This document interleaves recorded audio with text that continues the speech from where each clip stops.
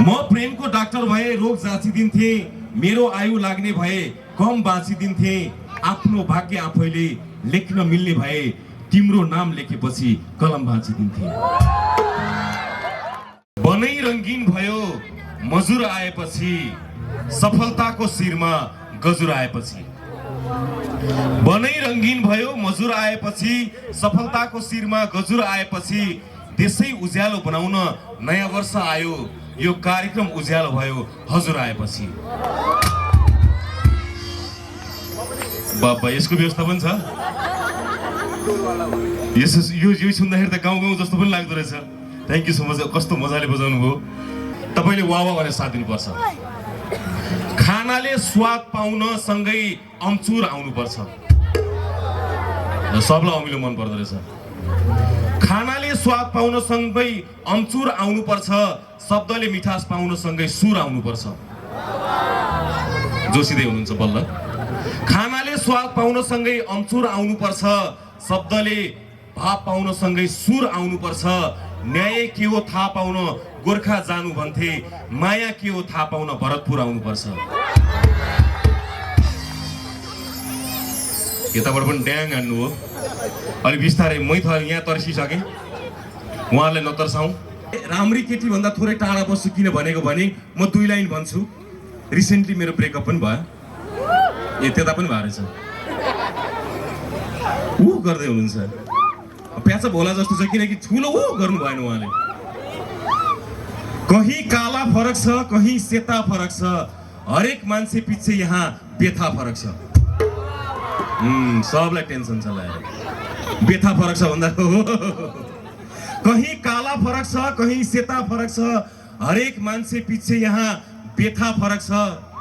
अब म मेन पोइन्टमा आउँछु। तिमी बिना बाँच्न सक्दिन भन्थी एउटीले मलाई। भगवान कसले बिचरा भने अहिले त्यही त। कहीँ काला फरक छ, कहीँ सेता फरक छ, हरेक मान्छे पछि यहाँ बेथा फरक छ। तिमी बिना बाँच्न सक्दिन भन्थी एउटीले मलाई। डायलग त्यही छ आज पनि, तर केटा फरक छ। अरू सबैले ताली बजाएको ठिकै, यो अङ्कलले किन बजाएको?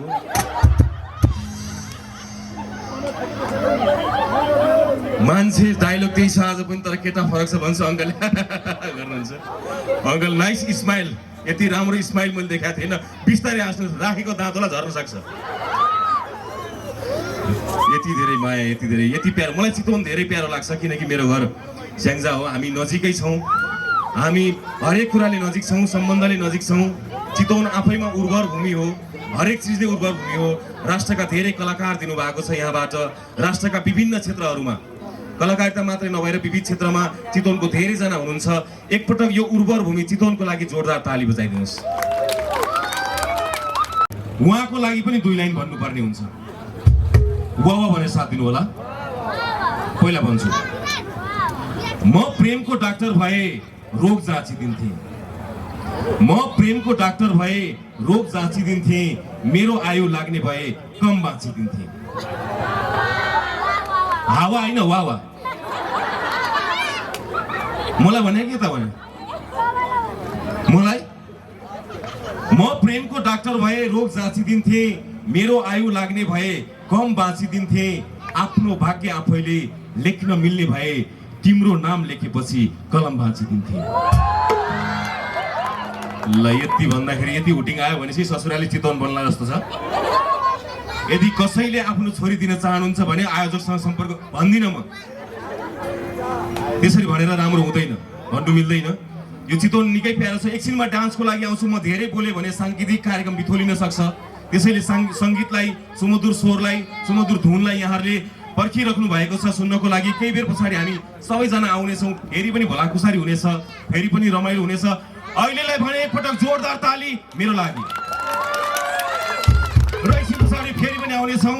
अहिले पनि म बिदा हुन्छु। केही बेर पछाडि डान्स लिएर आउनेछौँ। कतै नजानु होला। Thank you so much.